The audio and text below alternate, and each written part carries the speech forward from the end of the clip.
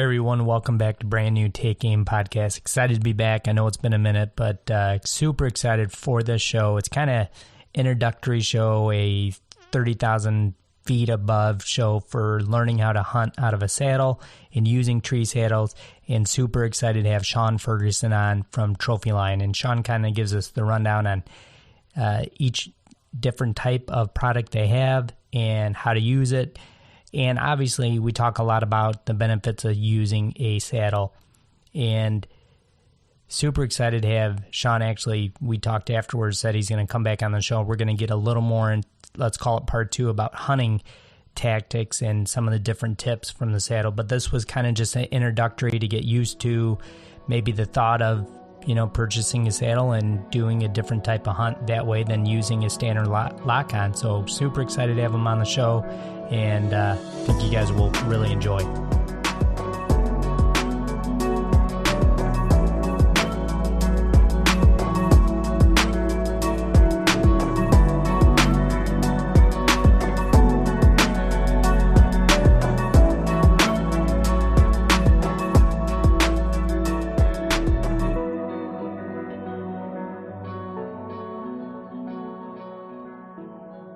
All right, guys, we're back, and excited to be back. It's been a while since I put out a show. Excited to kind of get rolling again here in the summer, and excited to have this guy on the phone today, Shawn Ferguson from Trophyline Saddles. What's happening, Shawn?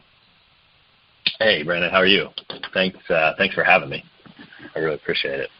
Absolutely, man. Doing well, and just kind of excited to talk to you today.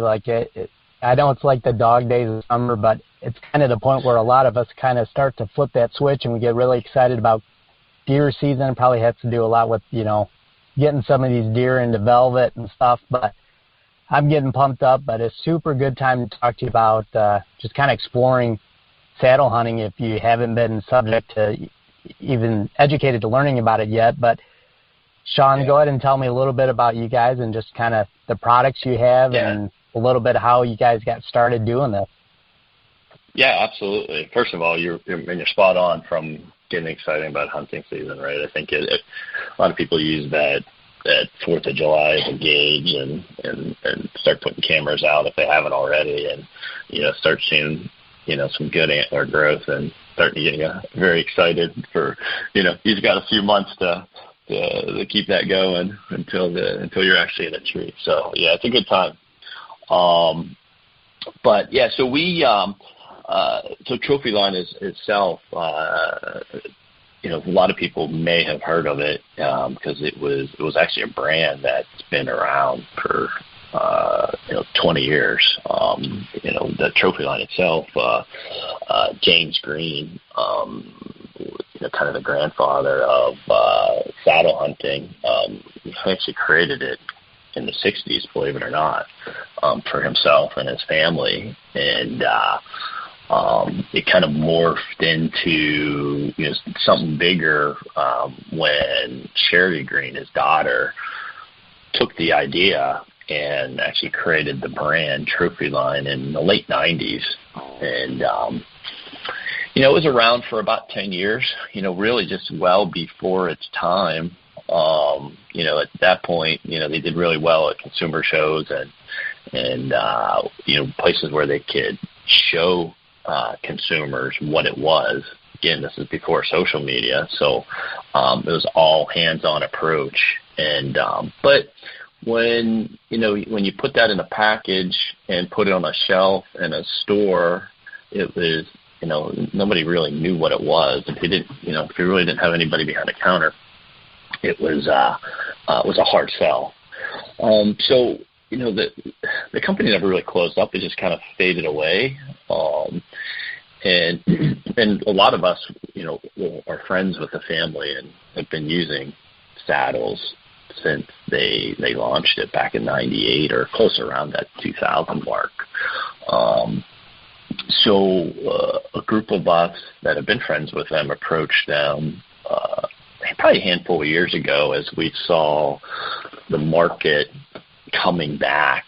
You got mobile hunting, a lot of YouTubers and articles on mobile hunting becoming bigger. And saddle hunting was coming back. Guys were using old 20-year Trophyline saddles and, cutting them up or, customizing them to fit their needs, things like that. So it was kind of cool to see. So this is going back 5 or 6 years ago. And we talked to the Green family about possibly launching, see if they come back and relaunch the brand at that time. But they had their hands in a bunch of other businesses. So it wasn't really in the cards for them. So a couple years went by, and the same group of us sat down with Sherry Green, and offered to buy the company. And we ended up working a deal. This is ATA show 2018, and it was great because she actually jumped in with the group. So we still have Sherry as part of the team, and which is nice because that's the original family. So we really, it was fall 18 where we started to tweak the old models, kind of bring them up to date. New fabrications, better fit, better hookups to the tree, things like that, rebranded, and new logo, dropped Treesaddles from the brand name, just went with Trophyline. And then, basically use 2019 as to tweak it all and then put all our stuff through testing. We do everything through third-party testing.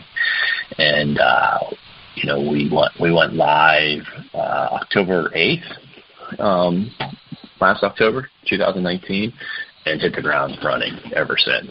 And it's been a wild ride. It's been cool. It's been fun. It's nice to see, the guys that used to know the name and used to know the brand,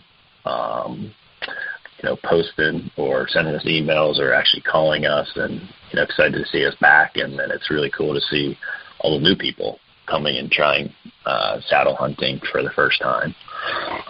So it's obviously a growing category as there's more again, articles or television shows on mobile hunting and how easy it is to use and how great of a tool it is once you become comfortable with it. Just like anything else, it all takes practice. Hey, Shawn, what would you say concept-wise was the biggest change you guys made? I know you said some new fabrics and maybe, different textures in those fabrics, stuff like that. But what did you guys really modify, from the original model per se? I would assume a lot has to do with just probably weight and just the fabric, but. Yeah, there's a couple different things. The fabric was definitely it, and the fit. Some of their older models were bigger, maybe a little sloppier fitting. We tightened the tolerance up from a better fit standpoint, and used like a lighter mesh material on our ambush light.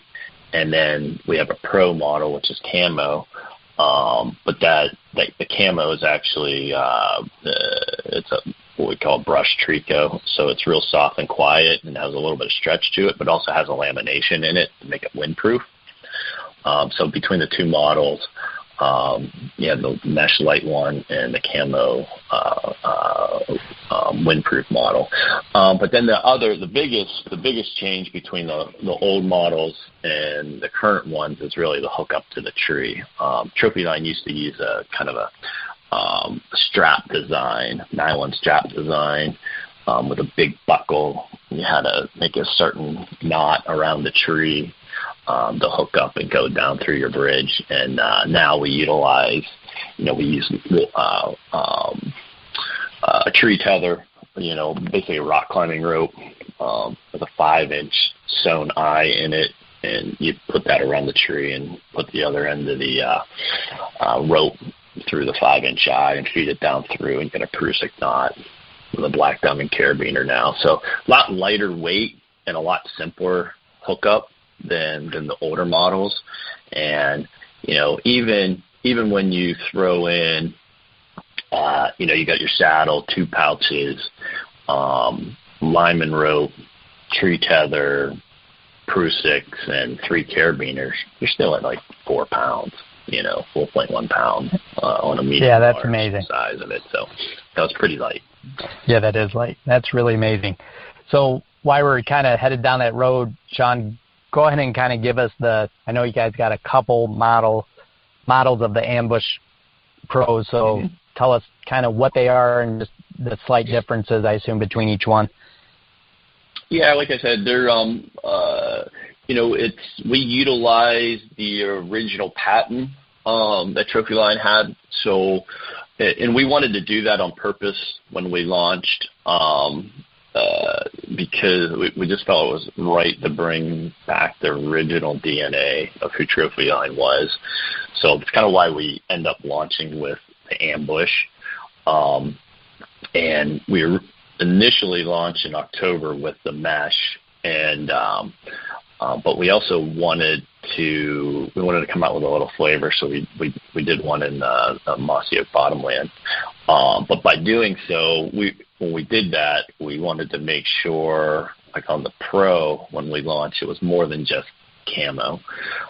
So we wanted to give some features to that. So that's why we end up using that breast tricot fabric, which is basically a polyester.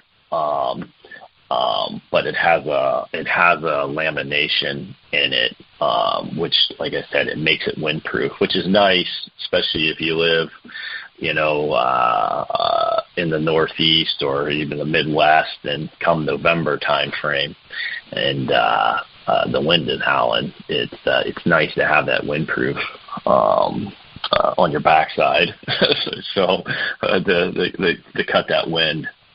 So that's kind of the two big differences between the two. That's a good feature. Yeah, and to be honest with you, I thought the camo was going to be, much heavier, and they're literally within ounces of each other. After when we went to production, we weighed the two, and I was kind of shocked by that. But so from weight standpoint, they're about the same. Just the big difference is that. But don't get me wrong, you can wear that Pro even early season. It's obviously it's not as light as the mesh material, but it's not like you're going to sweat in or anything like that. So, well, I guess it all depends. Weather's relative. So, hunting down south, you for sure, probably sweat all the time, regardless of the season. So, it's, I guess, put in perspective, though. Yeah, for sure. So, Shawn, give me a little detail user-wise to a guy that's never used one. So how do we start the process? We flip it on, or, how do we make sure size adjustments? But just go through what you can. Basically, I know this isn't visual today, but what you can explain, go ahead. Yeah, absolutely. We like a lot of them on the market, saddle-wise, they run by waist sizes. And, we carry 2 sizes, a medium large and a large extra large. The medium large goes up to, 36, 37-ish, and the other one's 38 to 42. And again, kind of like I tell guys, it's a product that you're wrapping around your core. So, and everybody's built different. So it's, they'll cover, your waist size will cover 98% of the people to fit you perfect. But we always have some people that, might be that 36, 35-inch waist guy, and he might just feel more comfortable in a large, extra large. It just depends on how it fits you and how you're built. So again, when you're looking at from ordering standpoint, go by your waist size, and we always do exchanges if they don't quite fit or are not as comfortable for you. So that's first initial stage of starting the process. But once you get your saddle, especially as new, the key is obviously we come with a lot of instructions, which most people probably just put to the side like anybody, right? When it comes to instructions, but it is really good detail on it. I know I do. Yeah, right. And but there's a lot of great info, which whether it's on the forums or on YouTube. So a lot of good videos. We have some videos on our website too to follow. But pretty simple process to get going, meaning, stepping into your saddle. There's, leg loops that are full, there's no disconnection to it whatsoever. So you're stepping into those, and then the waist belt, wrap around and cinch tight. And then, from getting going, what I tell people is, you start at ground level, and putting your tree tether around the tree, and start somewhere around eye height, on your tree tether that goes around the tree itself. And then you can slide your prusik knot up or down and clip into your bridge and, kind of cinch that up so it's, taut, so there's no give on it. And then, then kind of, let go of it, put your weight into your saddle itself. And again, this is at ground level. And, I tell people that you gotta start to feel comfortable. You're hanging from the side of a tree, right? So yeah, it feels a little different than when you're standing in a hang-on or a climber. And so you start learning, your pivot points, how to maneuver around the tree, different things like that. Once you you can start dialing in your saddle a little bit, because you'll hear the keywords like hip pinch, and everything. And again, everybody's built different, right? So by moving your tree tether up or down the tree, and I'm talking about it like an inch at a time, you change that pitch to you, from the tree to you. So by going up or down, okay, you can adjust that and eliminate your hip pinch by doing that. So obviously, the higher you go, it's pulling up, right? So as you come down lower, it's less of an angle to you. And then there's multiple ways of using the saddle. You'll hear buzzwords of like leaner or sitter, or somebody just stands, and it really just over time and messing around with it, you'll find what you're most comfortable with. Me personally, I lean probably 98% of the time, even on full day hunts. Me like leaning, it takes a lot of pressure off everything. It's not like you're fully standing upright. And then as if you got time you want to take a break, I'll slide my prusik down a little bit and actually sit into my saddle, and I have knee pads that I utilize, and highly recommend them. It's kind of the number one accessory that I recommend to everybody.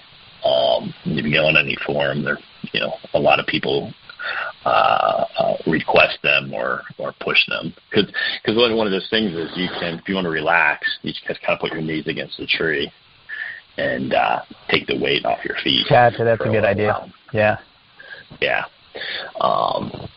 So that's nice. And so, you get, like I said, you start at the ground level and get a little comfortable. And then, once you do that, take your platform or your ring of steps or so whatever you're going to use to stand on, and then put that on the tree, like a foot high, and do it again. And because now you don't have the ground around you, you just have that small platform to work with. And you go through the same process, learning how to, act like you're shooting your bow, pivot, learn to pivot your hips and move the bridge through the carabiner. And so, act like if you're looking at staring at the tree, the deer comes from behind you, you learn how to pivot your hips out like you're shooting, and that'll start learning the different places, positions where to move your feet, right, and get those shots. Again, I tell people all the time, you have to get comfortable, hanging from the side of the tree, and trust, put your trust in your tree tether, right? And like most of them on the market, they're I'm sure they're all tested by third party and or rock climbing rated, so like ours is extremely high breaking point of over 6,000 pound break strength, almost 7,000. So they're quite capable of holding you up and then some. So it's that should give you a lot of peace of mind knowing that kind of weight.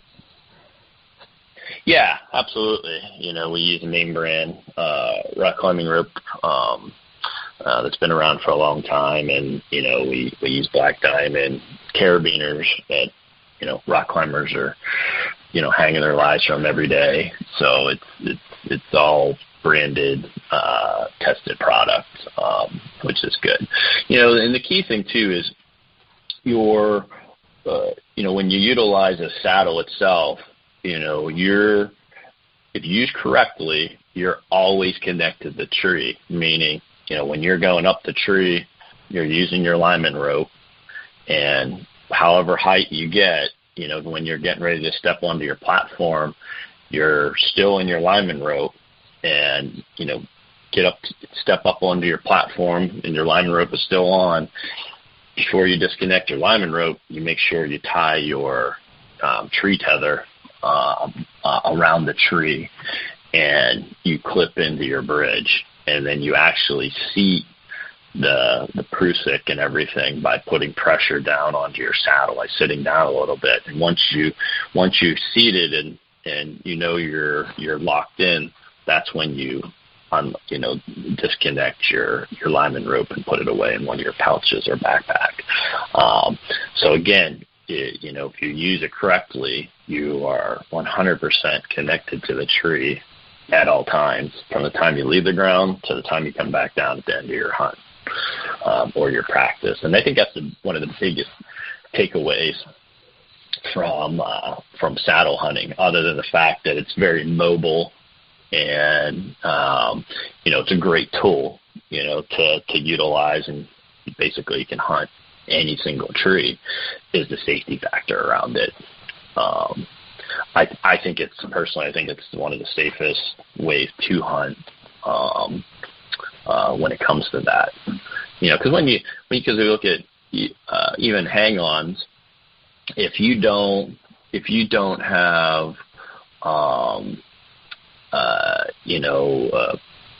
property where you set stands and put like a lifeline on it, a safe line, to clip in.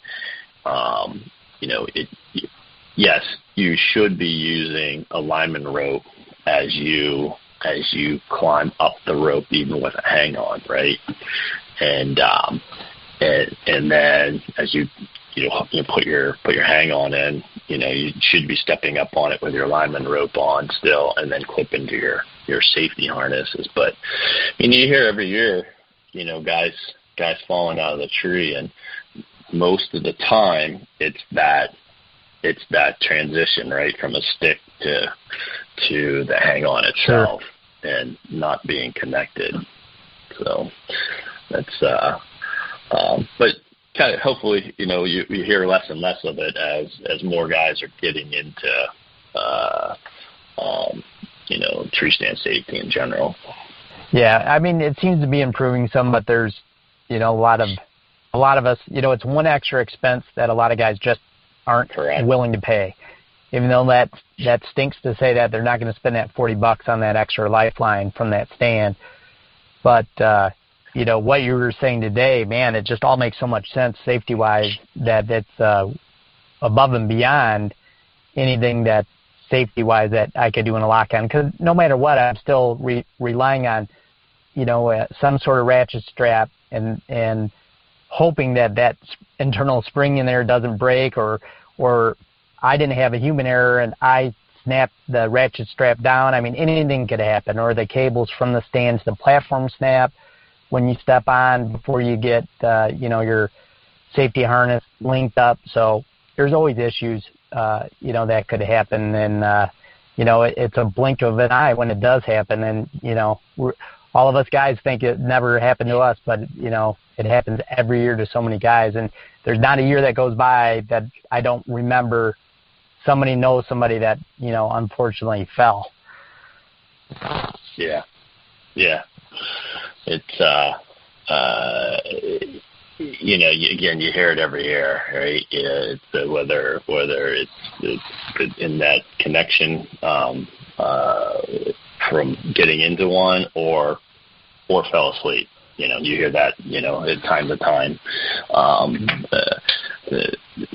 That's the kind of thing about the saddle itself. You hear guys that, cinch up and, might use a back rush or something like that if they get in early and, early in the tree before the sunrise comes up and, you are falling asleep. That's kind of the beauty of it. You can, you're fully strapped in and locked and ready to go. So it gets pretty comfortable, if once you dial it in. Yeah, it sounds like it. I know you mentioned earlier about just being able to do all day sits, and man, I've done hundreds of all day sits and a regular lock on, and there's just no way you can be as comfortable as you are in one of the trophy lines. Like just the pressure from sitting all day, like your lower back, even your feet, just the gravity of putting you, that pressure against the stand, it makes it really hard to do all day sits, I will say. So for you to be able to almost sit in one position at, say, 98% of the time, I mean, that tells you a lot about the comfort, the mobility of those, trophy lines, and just, we all know being comfortable means you're not really moving, and if you're not really moving, you're hunting a lot better. Right. It's just one less thing that you got to worry about, right? Yeah, for sure. But being comfortable, as we all know, is always key. And if you can manage that comfort zone, yeah, it's so key to what you're doing out there. So, Shawn, before we jump off or whatever, but give me a few more kind of, like, I know you mentioned the knee pads, but any more tips, and just overall, I kind of want to let you praise kind of the versatility of what you guys have going on there, because it just seems like, man, what a great option to be able to walk in with 4 pounds and up a tree and kind of just, I mean, for me personally, at least 1,000 lock-ons up and on. To think that I could possibly get rid of that effort would just make me smile, basically. Yeah, absolutely. It's that is the beauty of it, is it is so mobile and again, it's nice because you don't have to lug around tree stands, and so you don't have to have a larger vehicle to carry all those things, or even a place to store them right after the season. So that's then the mobility itself is what is great. Where a lot of times you'll have, if you're looking at maps or for an area that you want to go to, and then you get to that area, say you're carrying a climber or a hanger or something like that, and then you get there, now you have to kind of find that perfect tree, right? So which might be not as close to the trail that you wanted, or to that pinch point or whatever. That the kind of the beauty of the saddle is you can pretty much get up into just about any tree, within reason. Whether it's a small tree or a big tree. I always tell guys kind of use that guide for the tree's kind of size of a basketball, kickball type, size. But me personally, I like smaller ones, and I don't really go high. I always utilize, I utilize the terrain, so that kind of dictates how high I go or low I go. on the tree, but I always try to set up with the deer coming between 10 and 11 o'clock if I'm staring at the tree. You can't always do that for the place, but if you have a good idea, that's kind of how I set up. So, and I'm right-handed, so that's and what I do is I utilize that tree to as a blocking point between me and the deer itself. But that's kind of the beauty is you once you find your key area, you can literally hunt that spot, because there's probably a tree that you can get into. Mind you, it might only be 10 feet off the ground, but it's okay. It's again, it's utilizing what you have, and that saddle allows you to do that. And that's, I tell guys, it's not an end all, right? It's not a saddle or your tree stands. It's another great tool to add to your arsenal. I did it for years where putting hang-ons up, on some of our property. We used our saddles. You get to the top of your climbing sticks, you're tied in. Once you try your tree tether in, you can literally maneuver all the way around the tree. What a better way to clip your hang-ons in once your hand's free? Because we've all done it, right? In the past, you got to the top and you try to hold on with one leg, or and trying to connect your hang-on, and then once you get it, you're like, oh man, I wish I can move it 25 degrees this way or that way. And so it's just a great tool for pre-scouting and moving tree stands if you have that. And then you also have the saddle as itself as an extra tool then for mobility wise, and especially if you're going to try a new property out. But overall, it's just a great tool to have in your kit for hunting. Yeah, for sure. Yeah, definitely can see all the versatility to it, and that's one of the reasons I wanted you on today. It seems like it's endless, but it seems like, which I'm glad we talked about, you saying it starts at the ground floor. It seems like it's something that you need to get your own comfort zone with, utilize it, practice with it before the season, figure out your own niche, and basically you're off to the races. Shawn, the models are on the website, but purchase-wise, where can consumers find the product and potentially, ask questions, get a hold of you guys, social media, and stuff like that at? Yeah, absolutely. We Trophyline.com is our website, and a lot of information on there. But you can always find us on Facebook, Trophyline Treesaddles. You can always instant message us on there. Instagram is just Trophyline. You can DM us there, or you can call us. We're one of the only ones that have a phone number, and it's 855-948-4868. So 855-948-HUNT, HUNT. Or email us at info@trophyline.com. And either way, we usually respond, definitely within 24 hours, if not within an hour or so on any of those. And if you have any questions about what to get, don't hesitate to reach out to us. We'll help you out. And then even after you get it, I get a lot of people that call me back and ask for tips and tricks and things like that to help them out for the first time. Absolutely. That's some great info. And, anytime, Shawn, I know we talked some hunting pre-show today, and hopefully after hunting season, let's reconnect, get you back on the show and see how you did. And I can't wait to use the product myself and kind of share with everybody along the journey kind of what I learned, and hopefully I'll be in 2 or 3 states to take it on and, share that with you on the podcast as well.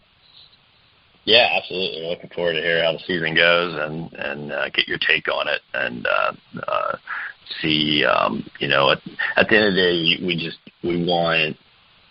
want to make hunting better, more comfortable, and so that's kind of the gist about Trophyline too. Is you'll see new product coming out, and at the end of the day, it's just about continuing innovation and bringing great product at a great price. We're very price conscious about things like that, so we just want to make things easier for everybody. No, you hit the nail on the head, and I know you guys have some great things coming that, again, when we jump on the podcast, hopefully things will be settled and they'll be out and we can talk about that as well. But, I appreciate you guys doing what you do, and we always need somebody in the industry, as you know, to kind of move forward and give us new technologies. And like you said, just make hunting more enjoyable. And for that, I really appreciate, and I really believe that what you guys have there will do that. So that's really awesome. I'm looking forward to coming back on and hearing how everybody's season was. Yeah, absolutely. I will have some of that info for you guys that Shawn just mentioned, where to find them in the show notes, so make sure you check that out. And as always, you can find us Outdoor Podcast channel, Unfiltered Outdoor app, and on iTunes. And Shawn, look forward to talking with you again. And thanks so much for your time today. Yeah, absolutely. Thanks for having me on. I appreciate it.